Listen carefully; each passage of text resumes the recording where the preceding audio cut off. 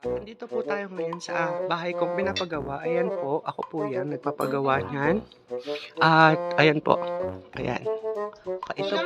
Ito po ako. Ayan. May tatanong po kayo sa akin. Pasensya na po, medyo puyat ako. Opo, kaya. Sexy po ako sa personal.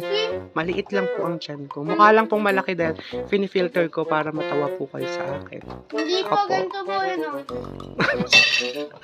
Yan, kasi po, nag-exercise po ako araw-araw. Opo. Maaga po ako nagigising. Maaga nagigising. Hindi po ako umiinom. Hindi ko po na-try yung kahit anong alak. Opo. 10 milyong kayo kaya mo. Tama po. Tapos kanina, nagsimbang gabi po diba, ako. tama? 10 milyong kayo kaya mo busin. Nagsimbang gabi po ako kanina, kaya maaga ako nagising.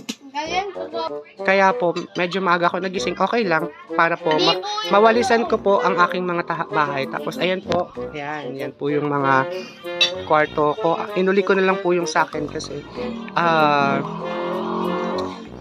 inuna ko pong linisan. Yung lang sa magapon.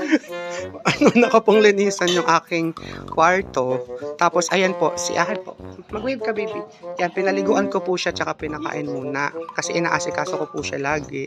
Hindi. Tapos, ayan, katatapos ko na lang din po maglaba. Ayan, naglaba po ako. Ayan po yung ginawa ko ngayon sa buhay ko. Half day. Hindi. Mamaya po. Hindi yung totoo lahat ng sinasabi niya.